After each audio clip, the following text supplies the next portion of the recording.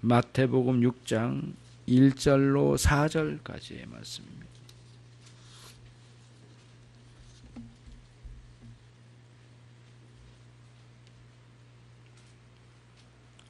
제가 한 절, 여러분 한 절 읽겠습니다. 사람에게 보이려고 그들 앞에서 너희 의를 행치 않도록 주의하라.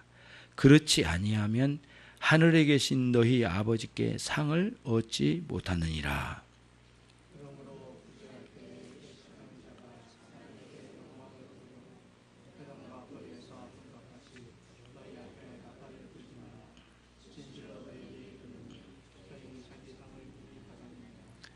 너는 구제할 때에 오른손이 하는 것을 왼손이 모르게 하여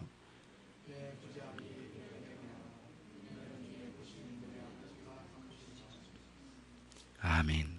4절까지입니다.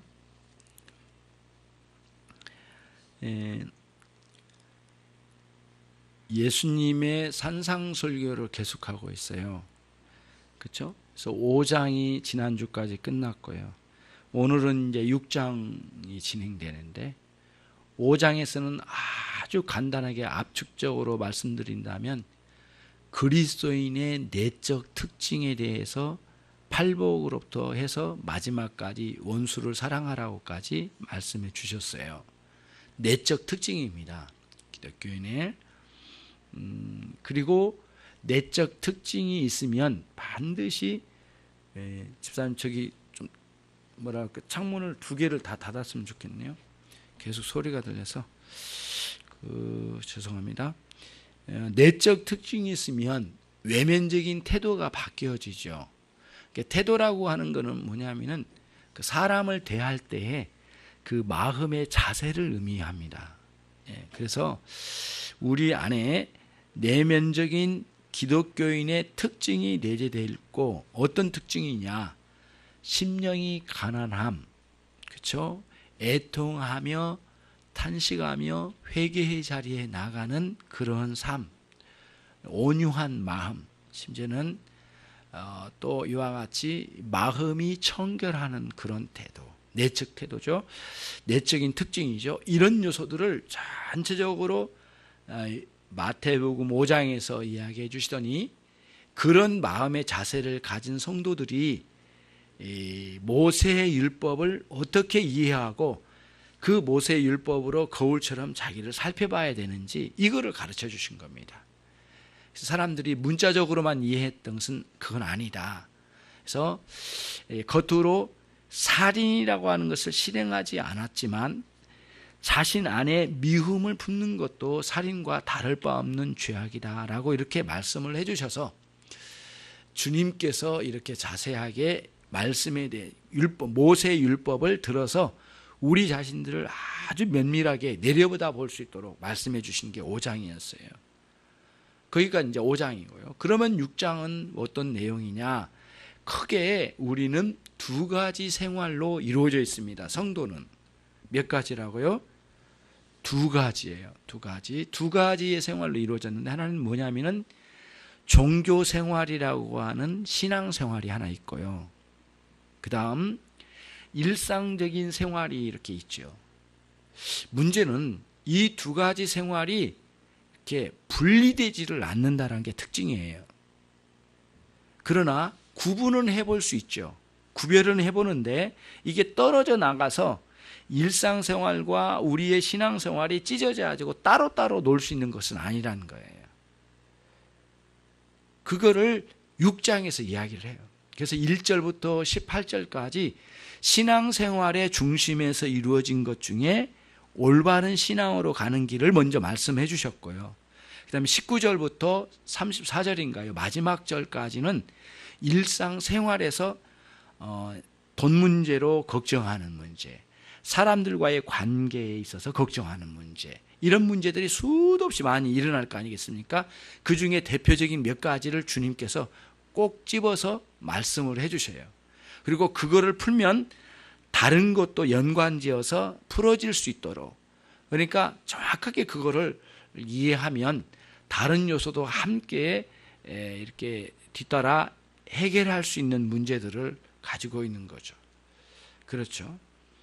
그러니까 공부하는 사람들이 대개 하는 방식은 하나의 한 권의 책을 완벽하게 독파하고 나머지는 그것과 비교해서 공부하는 사람들이 잘한다고 그러더라고요. 저는 공부를 잘해본 사람은 아니니까 공부 잘한 사람한테 물어봤더니 그러더라고요.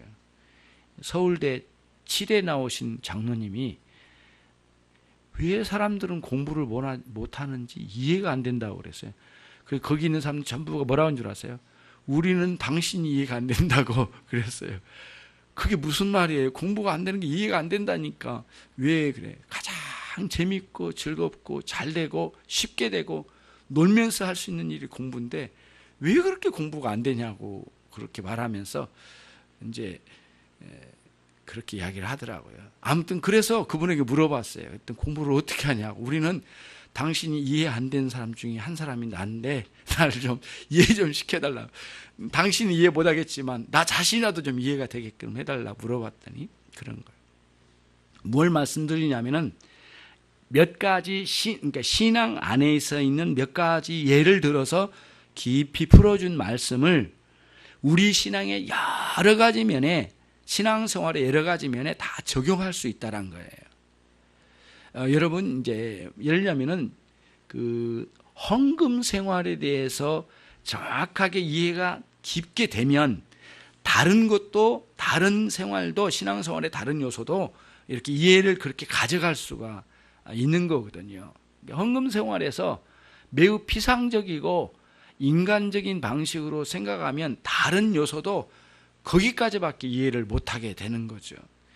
예. 그래서 우리가 헌금 생활에도 단순히 이거를 하는 것만이 가져가서는 안 되고 또 아예 헌금 생활을 아예 안 하는 사람도 있어요. 그거는 거의 신앙생활을 포기한 사람이라고 저는 생각해요. 여러 가지 면으로 아무리 봐도 하나님께 감사하지 않을 수 없는 인생인데 그거를 포기해버렸다면 거의 신앙생활을 제가 볼 때는 포기한 것과 다름없어요. 예, 항상 그런 원리가 있어요. 그 안에 숨어 있거든요.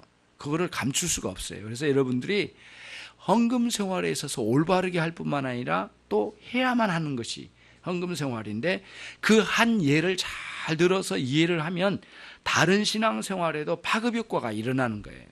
그래서 예수님께서는 1절부터 8절까지 신앙생활에 특히 신앙생활의 경건의 생활의 중심적인 세 가지를 예를 들었어요. 예수님께서.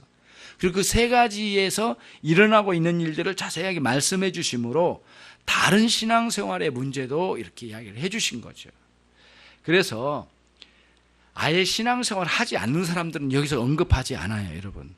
산상설교가 불신자를 두고 한 것이 아니라 기본적으로 신앙이 있는 그리스도인을 두고 하신 말씀이었어요. 그러니까 신앙생활을 하는 중에 그 신앙생활 중심부에 들어와서 하는 것 중에 특별히 여러 가지가 있는데 첫 번째 그건 뭐냐면은 구제예요, 구제. 하나님 앞에 바르게 신앙생활을 하는데 그 중에 구제 생활을 첫 번째로 예를 들었어요. 예수님께서 우리 신앙생활에 당시에는 굉장히 파격적인 말씀일지는 모르지만은 너무 지당한 말씀이기도 하죠. 그래서 오늘 첫 번째가 뭐냐면은 여러분의 신앙생활은 사람들에게 보이려고 하는 신앙생활이지 않습니까? 예. 사람들에게 보이려고 하는 신앙생활이 있다는 거예요. 좀 굉장히 마음이 안 좋죠. 어떻게 내가 이렇게 열심히 주님 앞에 예배하고 하나님께 드리는 예배를 통해서 하나님 신앙생활 하는데 어떻게 우리의 신앙생활을 사람들에게 보이려고 하는 신앙생활이라고 말할 수 있을까? 예, 좀 모욕적으로 들리지 않습니까? 그러면 여러분의 신앙을 가식적이고 외면적으로 신앙생활하고 가짜의 신앙생활을 하면서 진실한 신앙생활을 안 하고 있고 폼만 잡는 사람이라고 그렇게 말한 것이 되지 않겠어요? 사람들에게 보이려고 하는 신앙생활이 그거란 거예요. 예. 정말 수치스러운 이야기거든요. 그리고 모욕적이에요. 누가 저에게 그렇게 말한다면 엄청나게 모욕적으로 들려질 것 같아요. 여러분도 동일할 것 같아요. 그런데 오늘 주님 말씀하셨어요. 이미 우리를 다 아시는 주님이 사람에게 보이려고 그들 앞에서 너희의 의의를 행치 않도록 주의하라. 이렇게 말씀하세요. 주님이 말씀하신 거에 대해서 모욕적으로 들었다면 이거는 말이 되지 않는 일이니까 그래서는 안 되겠고요. 그래서 오늘 주님께서 말씀하심에 우리가 겸허하게 받아들여 들읍시다. 그렇죠? 들읍시다. 예, 늦게 오셨더라도 들읍시다. 예, 빨리 오십시오. 빨리. 그래서 예배 시간에 지금 두 분이 늦게 오셨지만 너무너무 지금 몸둘 바를 모르지만 문제는 그 전에 일찍 오신 분들도 예배 시간에 오면은 아주 아무 생각 없이 이렇게 일찍 와봤자 필요가 없어. 그러면 안 돼요. 교회에 오면은 할 일이 뭔지 좀 물어보고 어떤 사람은 화장실 청소하고 밑에 청소하는데 가만히 앉아있기만 하고 그런 분도 있는가 하면 아예 성경도 안 찾아놓으면 안 되죠. 예, 약간 옆으로 나갔습니다. 자, 우리는 참된 신앙을 향해서 가고자 하는 마음으로 우리가 신앙생활을 하는 것이니까 오늘 주님의 말씀에 좀 귀를 기울여서 좀 듣고 우리가 우리의 신앙의 생활에 대해서 한번 재점검해 볼 수 있는 시간이 돼야 되겠어요. 1절에 사람에게 보이려고 그들 앞에서 너희 일을 행치 않도록 주의하라. 이렇게 말씀하신 거예요. 여러분, 이런 거죠. 아예 신앙생활을 하지 않는 사람들은 신앙생활에 있어서 남들에게 보이려고 하지는 않을 거예요. 그건 여기서 이렇게 제외된 거고요. 여기서는 참된 신앙을 찾아가려고 하는 사람들에게 주신 말씀이니까 우리 마음에 이러한 유혹이 온다는 거죠. 내가 이렇게 헌금생활 잘하고 내가 이렇게 예배생활 예쁘게 잘하는 거를 누군가가 알아줄 거라고 하는 생각, 사람들을 향하여 그렇게 겉으로 표현은 안 하지만은 애걸하는 그런 신앙은 사실상은 하나님을 향하여 나가려고 하는 것이 아니라 사람에게 자기의 종교 생활을 꾸며내려고 하는 그런 의도를 깔고 나가기 때문에 반드시 거기에는 부끄러운 요소가 개입하여 들어오기 시작한다는 거예요. 그러니까 남들보다 기도 생활 많이 한 것을 폼잡으면서 하는 그런 것이나 오늘 말씀처럼 구제할 때 남들이 보라고 보이게 하려고 하는 그런 의도를 가지고 할 때에는 사람들이 알아주었으면 좋겠어요. 왜 사람들이 내 신앙생활을 몰라보는 거야? 기분 나쁘게 이렇게 생각을 하고 더 알리고자 원하는 거예요. 그러면서 결국에는 사람들에게 보이는데 목적은 이 사람들에게 보이려고 하는 신앙생활은 목적은 어디에 있느냐면요. 어디에 있겠어요, 여러분? 자기가 칭찬받고 추앙받게 하기 위한 것이었어요. 그렇기 때문에 이 신앙이 하나님을 향한 태도로 가는 게 아니고 사람들에게 드러내서 보이려고 하는 이런 신앙이기 때문에 하나님을 향하여 신앙으로 갈 때 진실한 이 참된 신앙이 아니라 겉으로 어떻게 하든 꾸며내기만 해도 되는 것이거든요. 왜? 기왕에 하나님께 보이지 않는 신앙이니까 잘 꾸며내면 겉으로만 잘 폼잡으면 이제 되는 거예요. 이게 왔다예요. 이런 신앙으로 됐다라고 생각을 해버린 거예요. 거기에서 종교를 하는 거예요. 그리고는 사람들에게 자랑스럽게 여기게 하고 만들고 또 사람들이 나를 칭찬하는 것으로 매듭을 짓는 거죠. 그리고는 거기서 흡족함을 누리는 거예요. 이런 신앙생활의 위험성은 굉장히 크다라는 거예요.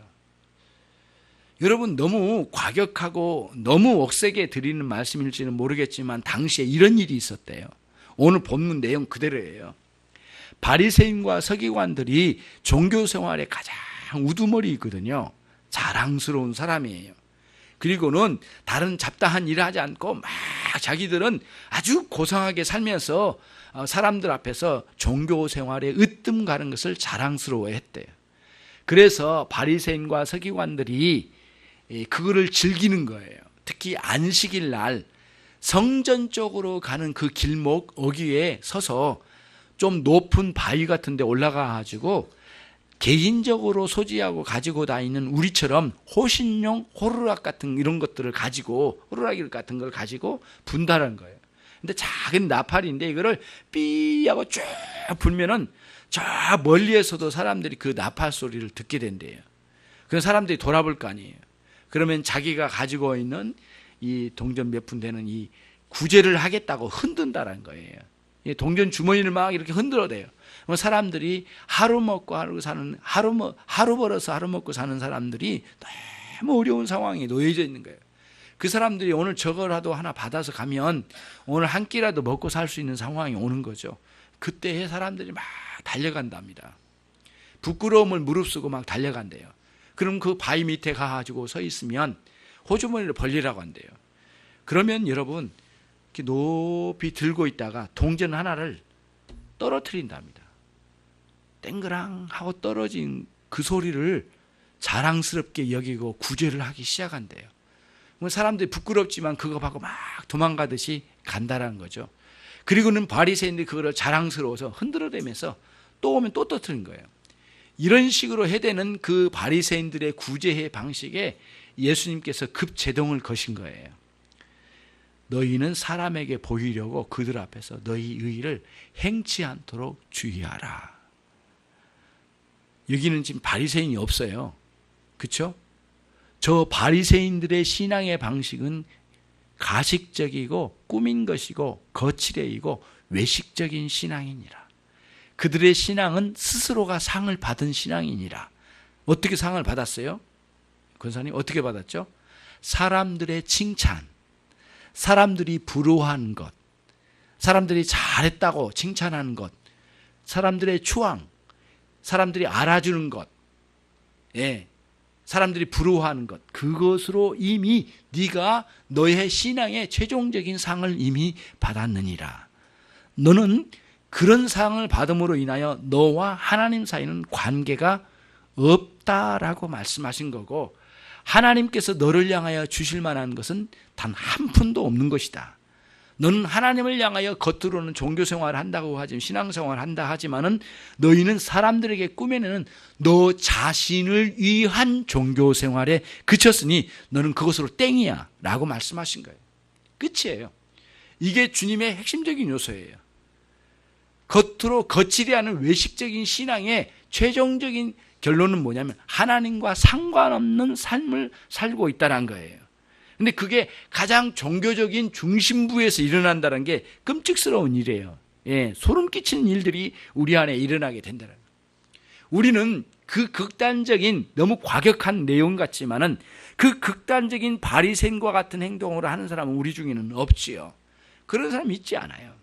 그런 문제는 그 다음이에요.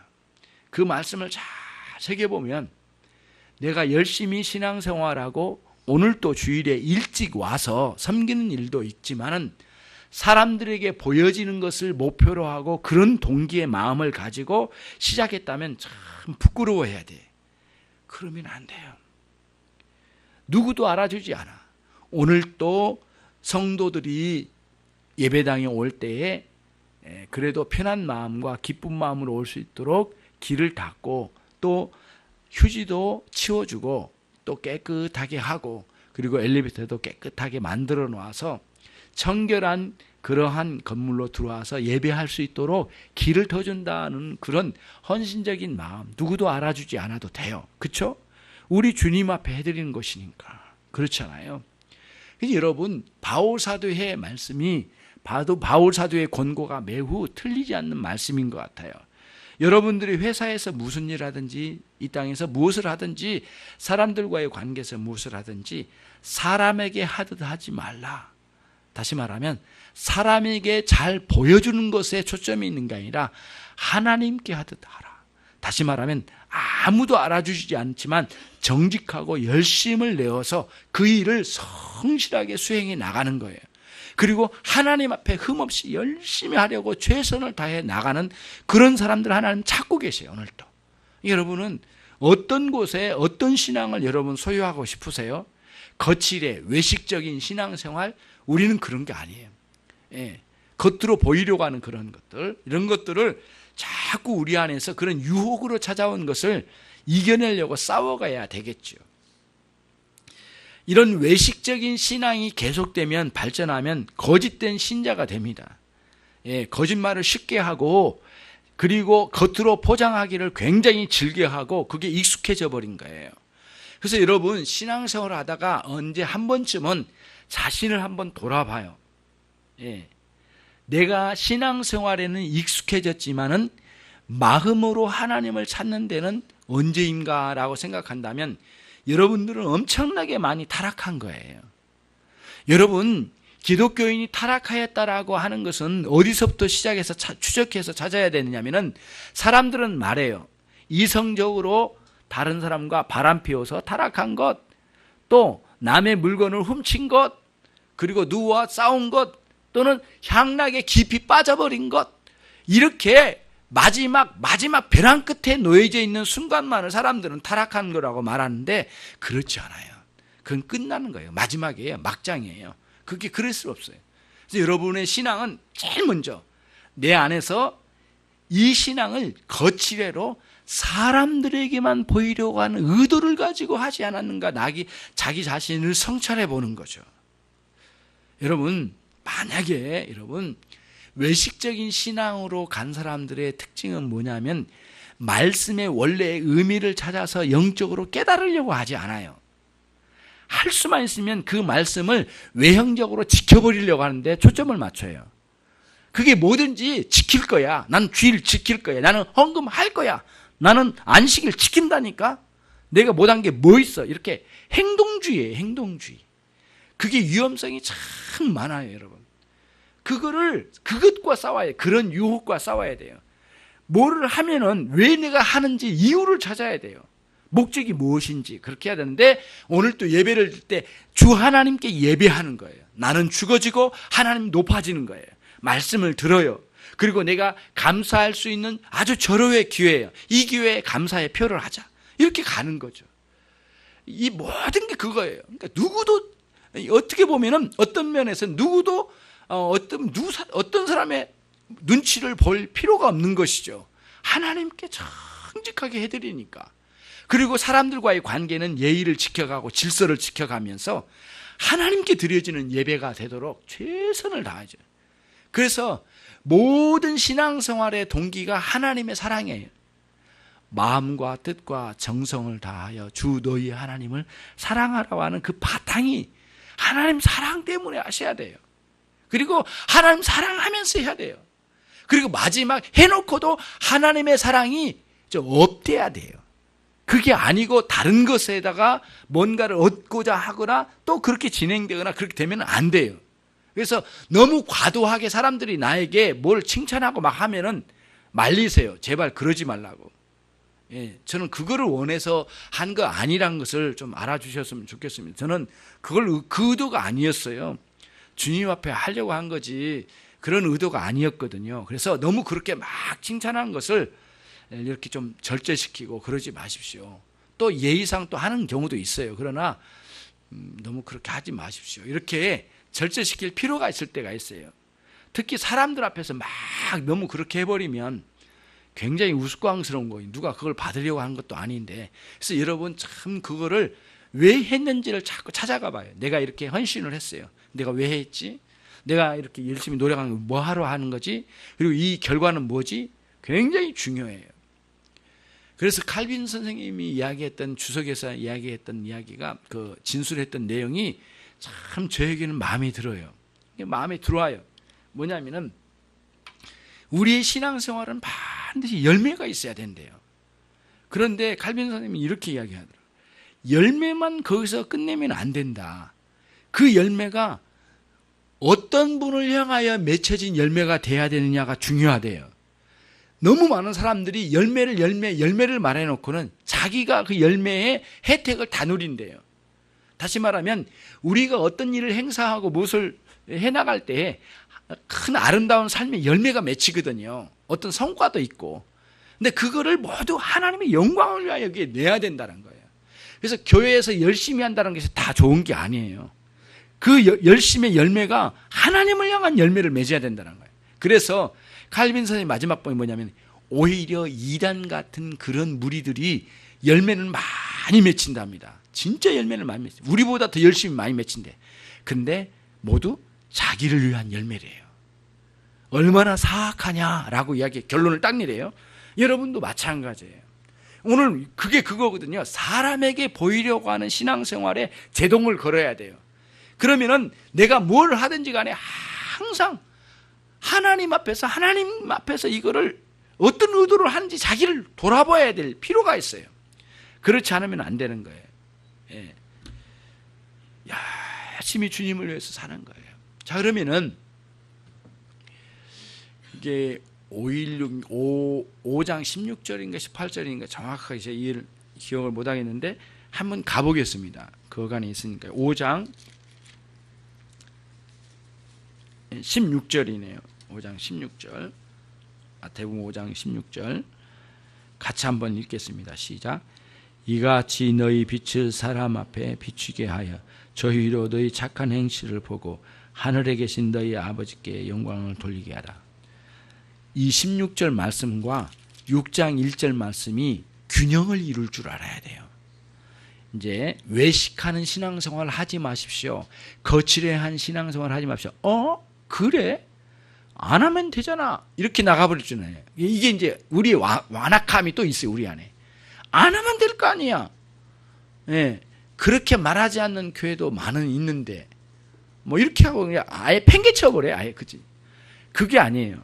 항상 그래서 우리는 5장 16절의 말씀에 귀를 기울이고 6장 1절 말씀에 거칠애로 사람들에게 보일 의도를 동기를 가지고 가서는 안 된다는 것 하나 하고 또 하나는 뭐냐면은 우리가 선한 행동으로 세상 가운데 비춰져야 돼. 그러나 사람들에게 칭찬을 내가 받아먹기 위한 비춤이 아니야. 그때는 뭐냐면 헌신을 하고 무엇을 하든지 간에 하나님께서 기뻐하시고 영광이 되도록 하는 것인데 뭐 그런 것을 그러니까 내가 뭔가를 칭찬을 받고 내가 이렇게 누구로 하여금 이렇게 추앙을 받는 것에 목표를 가지고 나가는 거예요. 그리고는 한 거에 대해서 그거를 바라는 마음이 있다면 그거는 외식하는 마음이죠. 그거에 대한 제동을 걸어야 돼. 그러나 우리가 선한 의도를 가지고 열심으로 일을 하고 또 오늘 나와 있는 구제도 이렇게 할 수 있어야 되겠죠. 예. 그런 신앙생활을 할 때에 이제 우리에게 은혜의 역사가 선순환적인 은혜라고 제가 말씀을 드렸어요. 왜 선순환적인 은혜냐? 이렇게 구제를 할 때 오른손이 하는 것을 왼손이 모르게 할 정도거든요. 같은 몸덩어리 안에 있는 지체예요. 오른손이 하는 걸 왼손이 모른다는 건 사실은 내 안에서도 그걸 바라지 말아야 된다는 의미가 상당히 이 안에 내포되어 있거든요. 아무튼 선순환적인 은혜라고 하는 것은 무엇이냐면요, 이런 거예요. 내가 말씀을 통하여 깨닫고 성령님께서 그 말씀을 통하여 나에게 크게 은혜를 주셨어요. 그래서 지혜로움과 의욕이 강력하게 내 안에 일어났어요. 하나님을 사랑해야 되겠다는 의욕이 강력하게 일어났어요. 정말 새롭게 은혜를 받았어요. 어느 날. 그런데 그 은혜를 받은 그런 상태에서 집으로 돌아갔어요. 돌아갔는데 전화 한 통 왔는데 누군가가 참 어려움이 있대요.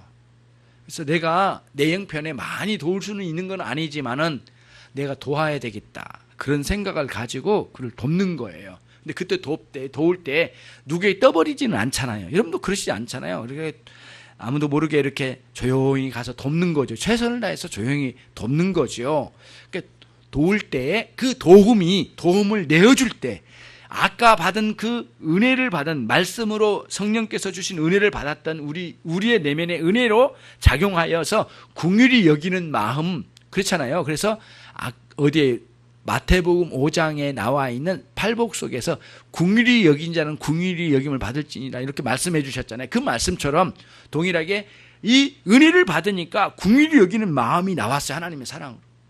다시 그 긍휼을 베풀었어요. 베푸는 놀라운 것은 그때에 우리 마음에 크게 은혜로 다가온다는 거예요. 하나님 우리를 아셔요. 우리 하나님께서 기뻐하신다는 확신을 갖게 돼. 그때에 우리의 마음이 크게 선순환적인 은혜가 또 온다는 거예요. 예. 실천적으로 갈 때에 또다시 은혜에 더 작용이 또 일어나는 거예요. 예. 그래서 아무 생각 없이 하는 게 아니에요. 하나님 뜻이 그렇구나라고 생각하고 하나님의 음성이로구나 생각하고 하는 거예요. 예. 언젠가는 저는 시골에서 아버님이 이제 이렇게 농사 짓고 난 뒤에 가을에는 쌀도 보내주시고 그래요. 그러면 이제 쌀을 이렇게 보내주시면 그런데 그걸 받아가지고 이제 집에다 딱 두고 교회로 갔어요. 교회가 이제 그때 전도사 때니까 교회로 갔는데, 어느 가정이 너무 힘들대요. 내가 직접 들은 게 아니라 누가 대화를 하는 걸 옆에서 앉아 있다가 좀 들었어요. 그런데 너무 힘들어서 요즘 밥을 몇 끼 굶었다라고 그렇게 이야기더라고요. 너무 마음이 아프더라고요. 겉으로는 전혀 그래 보이지 않은데 저런 일이 있었구나. 그래서 그 청년이 혼자 이제 살기도 하고, 그래서 너무 어렵고 사는구나. 그래서 그때 알았어요. 강력하게 마음에 그 쌀가마니 그 5개 있는데 그 중에 하나를 빨리 갖다 주어라. 계속 내 마음에 감동이 왔어요. 근데 여러분, 제 마음에 일이 많아서도 그렇지만은 자꾸 핑계를 대고, 그 쌀가마 한 가마가 아까워서가 아니에요. 그냥 그게 이렇게 움직이는 게 싫어져가지고 갑자기 결국에는 안 했어요. 그때 얼마나 내 마음에 은혜의 요소가 콱 막히는 것을 강력하게 경험했어요. 너무너무 후회를 많이 했어요. 때 늦은 거지만은 다른 어려움이 있는 사람에게 그거를 나중에 갖다 주면서 겨우 내 마음을 좀 다스리고 있는데, 때 늦은 그런 시간, 하나님께서 나에게 주시는 음성이 있어요. 여러분, 은혜 받으면 주변에 그게 보여요. 도움을 줘야 될 사람, 어떻게 해야 될 사람들이 보여요. 그러면은 마음을 다해서 하나님 앞에 오른손이 아니고 왼손이 모르도록 최선을 다해서 조용히 이렇게 할 수 있는 여러분과 제가 되어서 선순환적인 은혜를 누리는 구제의 생활을 꼭 하시는 그런 여러분이 되시기를 바랍니다. 제가 초반부터 지금까지 근데 몇 차례 많지는 않아요. 성도들이, 우리 성도 중에는 어려운 분도 있어요. 여러분들 신앙생활을 같이 하다 보면 주변에 어려운 성도도 있잖아요. 솔직히 너무 어려워서 밥 끓여 먹기 어려운 상황도 올 때가 있거든요. 갑자기 어려움이 올 때는. 그랬는데 그때는 여러분들이 구제 헌금을 할 수 있는 방식을 제가 말씀을 드렸어요. 여러분들이 봉투에다가 누구누구 어려우신 분이 있는데 그분에게 이걸 꼭 전달하십시오. 그러면 저는 목회자로서 그 봉투를 뜯어보지 않아요. 예전에 이제 이 재정부에서 뜯어서 기록으로 남긴 거는 하지만은 저는 그 금액 확인하지 않아요. 그리고는 그걸 그대로 봉해요. 봉한 상태에서 얼마인지는 모르지만은 그 봉투 그대로 갖다 전달을 해줘요. 그분에게. 이게 뭐예요, 목사님? 그럴 거 아니에요. 당황스럽게. 뭘 이를 가지고 오셨어요? 그때에 사람이 주는 사람이 주는 돈이라고 생각하면 안 돼요. 하나님이 주셨다고 생각하고 겸허하게 받아들이고, 나도 나중에 생활이 펴지고 좋아지면 나도 이렇게 섬겨야 되겠다. 그런 마음을 먹고 조용히 받아들여야 되죠. 그렇게 해서 하는 거거든요. 전달하는 거예요. 그러니까 그 헌금을 할 때 하나님께 드리고, 하나님께서는 그거 가지고 그 어려운 사람에게 내려주신다는 개념이에요. 우리는 단순히 심부름꾼이죠, 목회자도. 그래서 예전에 섬기던 교회에서는 그게 몇 차례 있었어요. 많이 있었어요. 그래서 어떤 분이 참 어려운 가운데 있어서 한 돈 10만 원이라도 딱 넣어서 주면 그거 가서 가지고 와서, 나는 이게 누가 보낸지도 모르고 어떤 일도 모르지만 당신 이름이 있고 당신이 전달하라고 하는 이렇게 헌금입니다. 특별 헌금이니까 받으십시오. 마음 상할 일도 아니고 하나님 주셨다라고 생각하고 받으시고, 또 나중에 또 당신도 마음이 이렇게 생활이 피면 그렇게 할 기회가 있을 거예요. 그리고는 열심히 신앙생활 합시다. 그런 제가 기도를 해줘요. 마음껏 기도해주면 얼마나 어렵든지 단 2,000원, 3,000원도 너무너무 아쉬운 상황이 있어요. 너무너무 위태롭고. 그러면 그걸 받으면서 하나님께 정말 감사의 눈물을 흘린 사람 봤어요. 정말 감사하더라고요. 그렇게 오른손이 하는 걸 왼손이 모르게 할 수 있는 방식이 또 있거든요. 저도 몰라요. 누가 했는지 어떻게 알 수가 있나요? 그렇게 해서 오늘 예수님께서 말씀해 주신 이 의도는 굉장히 중요해요. 구제할 때 사람들이 떠버리고 했대요. 있을 수 없는 일이거든요. 그러면 안 돼요. 부끄러운 처사예요. 그냥 하나님 앞에서 하는 게 아니라 사람들 앞에 보이려고 하는 이런 의도를 깔고 있는데 이건 안 돼요. 구제뿐만입니까? 여러 가지 면에서 있어요. 교회 봉사하면은, 교회에서 앞장서 하면은 유혹이 와요. 사람들이 나를 어떻게 볼까? 이렇게 모양을 낼까? 저렇게 모양을 낼까? 더 멋들어지게 한번 해볼까? 남들 앞에서 아주 멋지게 한번 일을 해내볼까? 막 이런 생각들이 막 유혹으로 다가와요. 설교자에게도 그런 유혹이 자꾸 옵니다. 진짜 그래요. 그런 것들과 끝이 싸워야 되거든요. 싸우지 않으면 안 돼요. 만약에 여러분들 이거를 이렇게 풀어놓으면 어떤 현상이 일어나냐면은 곱비 없는 망아지처럼 날뛰어버려요. 뭐가요? 그 거치대의 신앙이. 그럼 나중에 위장을 잘해요. 내 신앙을 포장을 잘해요. 그럼 또 그게 발전하면 이 곱비 없는 망아지가 날뛰면 나중에 이 곱비 없는 망아지가 뭐예요? 지금 내 안에 있는 거치대의 신앙을 추구하려고 하는 이런 잘못된 신앙. 그게 나중에 가버리면 어떻게 되냐면 쉽게 거짓말도 해버리는 거예요.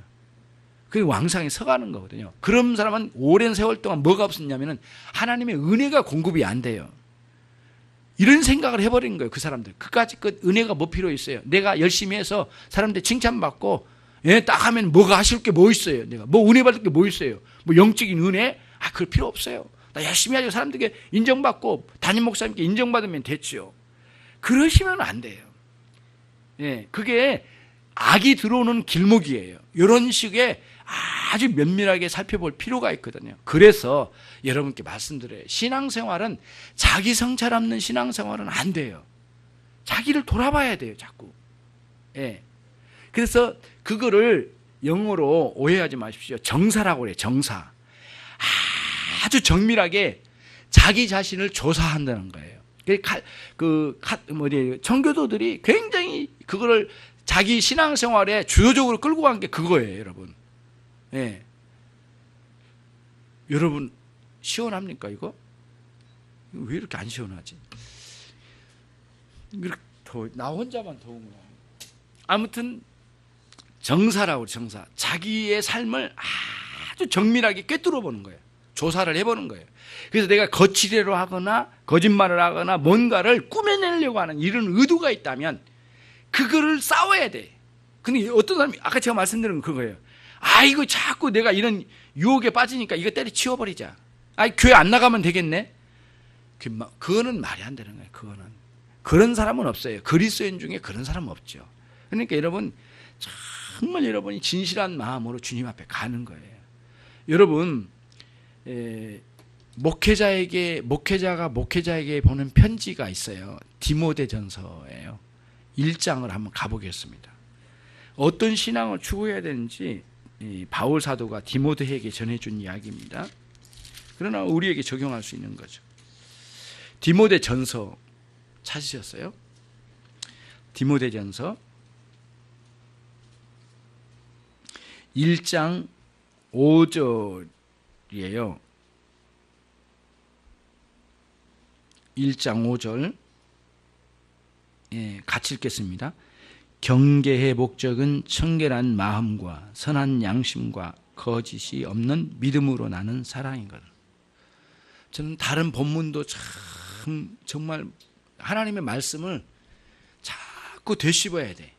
특히 이 디모데전서 1장 5절은 두고두고 되씹어야 될 부분이에요. 말씀이. 이거보다도 더 이렇게 우리를 향해 주신 말씀이 없는 것 같아요. 마음이 청결해야 돼요. 그 사람이 복이 있다고 우리 주님 그러셨잖아요. 청결은 의미가 뭐냐면요, 비우는 게 아니에요. 청소가 아니에요. 청결은 뭔 줄 아세요? 기독교의 청결은 채움이에요. 채움. 뭘로 채워요? 하나님의 사랑으로. 그래서 뒤에 끝부분에 사랑이 나오거든요. 하나님의 순결한 사랑이에요. 지고지순한 사랑 아시죠? 사랑을 해도 그런 사랑을 해야 돼. 이쪽 사람 사랑하고 저쪽 사람 사랑하고 두 다리 걸치고 이런 지저분한 사랑은 사랑이 아니야. 그렇잖아요. 더러움이죠. 원래 사랑이라고 붙이기 어려워요. 지고지순한 사랑, 정확하게 깨끗한 사랑. 어떤 누구도 이 사랑에 개입하에 들어올 수 없음. 그래요. 그래서 내가 나누는 이 사랑은 비원이 돼야지 왕 대신 하나님만 오셔서 거닐면서 산책하시고 그리고 숨겨놓은 뚜껑 덮여있는 그 우물물에서 우물을 떠서 드셔야지 내 마음의 사랑을 공원처럼 만들면 안 돼. 쥐나 새나 개나 소나 다 들어와가지고 다 똥 싸고 돌아다니는 그런 공원 같은 그런 마음의 사랑은 사랑이 아니에요. 그래서 여러분 아가서를 한번 읽어보세요. 좀 낯뜨거워 보이는 그런 내용도 있죠. 뭐 사랑의 리얼한 내용들이 많이 있지만 거기서 나온 거 뭐냐면 교회가 예수님을 사랑할 때 우리의 마음을 비원같이 숨겨놓은 그곳으로 우리 주님을 안내하는데 아무도 침투하여 들어오지 않는 마음, 그게 청결한 마음, 오로지 하나님만 사랑하는 그 지고지순한 사랑, 그거를 라틴어로는 까리타스의 사랑이라고 그래요. 그 사랑으로만 사랑할 수 있는 사람이 돼야 돼요. 그러면 오늘 사람에게 보이려고 하는 이런 신앙의 개입이 들어오지 않을 거예요. 그렇죠? 선한 양심 말할 것도 없어요. 양심을 더럽혀가면서 신앙생활하는 것은 신앙이 아니죠. 거짓 없는 믿음, 정말 우리가 꾸밈 없는 그런 하나님 앞에 이런 믿음, 청결한 마음, 선한 양심, 거짓 없는 믿음으로 거기서 흘러 넘쳐나는 사랑이거늘 너는 무엇을 바라느냐, 이 경계의 말씀은 거기에 있느니라, 이렇게 말씀하죠. 이 바울 사도가 이렇게 진술했어요. 누구에게? 디모데 목회자에게. 그러니까 목회자에게도 이렇게 들어올 수 있다는 거예요. 겉으로는 포장을 잘하지만은 그 안에는 더럽고 추하고 악함이 많이 들어올 수 있다는 거예요. 그것과 싸워가야 되거든요. 자기 자신 안에 있는 이런 것들과 싸워가는 싸움이 피나게 싸워가야 돼요. 그런 관점에서 오늘 사람들에게 보이려고 하는 이런 방식의 신앙생활을 빨리 걷어내는 작업을 해나가셔야 돼요. 그냥 싸워가야 돼요. 그러면 하나님께서 이런 믿음이 있어야 이 일을 합니다. 뭐냐면은 내가 이 신앙생활을 할 때 하나님이 다 보고 계신다. 단 한순간도 놓치지 않고 다 보고 계시고 하나님 마음에 기록으로 남겨놓으셨을 거라는 확신을 가져요. 그리고는 단 하나도 하나님 놓치지 않고 다 알고 계신다. 내가 최선을 다해서 내가 하나님께 순종해 나가야 되겠다. 이런 생각의 태도를 가지고 가세요. 그때에 우리 주님께서 말씀해 주신 그 말씀을 따라 율법도 지켜가고 순종해 나가는 거예요. 마음과 뜻과 정성을 다하여 주 너희 하나님을 사랑하라. 이게 첫 번째 율법의 으뜸 가는 율법의 그 자리에 있다는 거예요. 내 이웃을 내 몸처럼 사랑하라. 같이 연결되어 있어요. 이런 의도를 가지고 오늘 우리가 구제할 때 외식하는 태도로 가는 이런 구도를 빨리 제거해 나갈 수 있는 그런 우리들이 돼야 되겠다, 이런 말씀이에요. 그렇죠? 그러면은 오늘 이 말씀에는 이런 내용이 담겨져 있어요. 여러분은 구제하십시오. 어려운 사람을 도우십시오. 거기는 은혜가 많습니다. 하나님 거기에 은혜를 많이 내려주실 것입니다. 그러나 사람에게 보이려고 하지 마십시오. 오른손이 하는 것을 왼손이 모르도록 철저하게 조용히 그렇게 할 수 있는 여러분과 제가 되기를 바랍니다. 제가 한 가지 예화를 들고 넘어갈게요. 여러분 예화를 좋아하시잖아요. 안 그래요? 예화를 좋아하시고. 한때는 그 이웃 돕기 할 때 교회에서 이렇게 200만 원, 300만 원 모았어요. 그래서 김준성 목사 외 성도 몇 명 일동, 인천에 있는 인천 열린교회 200만 원, 그래가지고 KBS 9시 뉴스 끝자락에다 걸치도록 딱 아주 거기다 맞춰서 보냈는데, 교회에서 또. 그래서 성도들이 모두 볼 수 있는 시기가 여기니까 오늘 집에 돌아가시면 다 KBS 뉴스 쪽을 보십시오. 다른 거 보지 말고 뉴스가 중요한 게 아니라 우리 교회 그 이웃 돕기 한 게 대문짝만하게 나올 거예요. 김준성 하고 나오고 그 다음에 오면은 얼마나 기쁘고 영광스러운지 모르겠어요. 이게 다 사람에게 보이려고 하는 구제예요. 이런 게 있어요. 이런 게. 이게 교회가 얼마나 성도들을 잘못 가르치는가에 대한 하나의 예가 되는 것이에요. 제가 한번 섬기는 교회에 이런 일이 있었습니다. 가을에 이렇게 빈대떡도 만들고 그 다음에 옷도 가지고 오고 이렇게 해가지고 바자회를 열더라고요. 그래서 바자의 목표가 뭐냐, 주일날 오전 예배하고 점심 먹고 바로 바자회에 들어갔는데 굉장히 많이 교회 마당에다 펼쳐놓고 대단해요. 엄청나게 막 팔아요. 그래가지고 뭐 권사님이 뭐 얼마 팔았어? 막 그러면 나 얼마인데? 그거밖에 못 팔았어. 장사도 못하네. 막 그러면서 돈을 모아가지고 이걸 2주, 3주 이렇게 하더라고요. 굉장히 완전히 교회가 시장바닥이 됐어. 거기까지도 뭐 용납이 아니라 거기까지는 그렇다 쳐. 그러고는 갔는데 돈을 모았더니 350만 원인가 이 정도 모았어요. 예. 근데 그거를 하는데 마지막 이제 사건이 터졌어요. 식당에서 일하는 권사님들끼리 끄댕이를 잡고 싸우기 시작한 거예요. 이제. 예. 내가 이거 맡았지, 네가 그거 맡았고, 왜 네가 여기 간섭해? 네가 뭔데? 뭐 내가 하는 음식이 뭐 어때서? 너는 잘하냐? 막 그러면서 막 그때는 권사님이 아니야. 모든 게 짧아. 너야 너. 말이 짧아지더라고요. 그러더라고요. 그래서 너무 마음이 아팠어요. 야, 이렇게 해야 되는가? 그래서 점심 먹으러 안 들어갔어요. 너무너무 괴롭더라고요. 왜 교회가 이래야 되는가? 그래가지고 다 350 모았어. 그리고는 주일날 끝냈어. 그리고는 그 350을 가지고 동사무소 찾아갔어.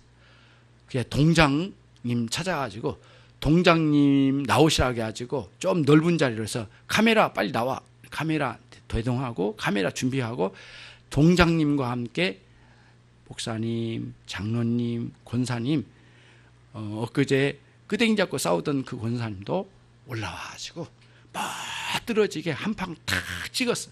찍고는 박수 탁 치고 마지막으로 거기에서 350만 원 딱 전달식 하는데 어깨에 힘이 들어가가지고 온 세상에 장군처럼 막 나오는 거예요. 그래서 나와가지고 우리 교회 같이 헌신하고 봉사하는데 없을 거야. 있으면 나와버려. 그 교회가 어디야? 막 이런 식의 이런 태도야. 너무너무 수치스러운 상황을 봤어요. 그래가지고 교육자 수련회를 갔어. 가가지고 제가 그랬어요. 목사님, 나는 이게 뭐 하는지 모르겠습니다. 그래서 그랬더니 뭐가? 김전도사 뭔데? 그렇게 해가지고 350 벌면서 막판에 식당에서 마지막 꼰투게임 하나 보여주고 이런 식으로 가는 이 상황이 다 이게 뭡니까? 이 교회가 해야 할 일입니까? 그러지 말고 우리 서로 헌금 모아서 그러면 특별헌금 해가지고 조용히 갔다가 동장님 사진 안 찍고도 얼마든지 도와줄 수 있고 꼭 동장님에게까지 줘야 되겠습니까? 그래가지고 동장 게시판에 올려야 되겠습니까? 그렇지 않아도 이렇게 찾아서 줄 수도 있고 방식이 있는데 왜 이렇게 해야 됩니까? 이건 아닌 것 같아요. 목사님이 고민을 하시더라고요. 틀린 말이 아니었거든요. 저는 너무 고민이 많이 됐어요. 난 많이 울었어요. 솔직히 너무 슬펐어요. 그랬는데 그걸 고뇌하면서 말씀드렸더니 목사님, 김전사 말이 맞아. 몇십 년 동안 해오던 바자에 오늘부로 끝장이야. 다시는 이거 하지 마. 계획도 하지 말고 바꿔. 다 때려치워. 그리고는 우리는 그 기간에 기도회를 열자. 그래가지고 바로 월요일 기도회, 화요일 기도회, 수요일 날은 수요 예배가 있고 목요일 기도회, 금요 기도회 있고요. 토요일 기도회를 만들었어요. 계속 기도회 모임을 열었거든요. 너무 놀라운 건 목사님, 제가 그 교회를 사임하고 2, 3년 후에 갔는데 목사님 그러시더라고요.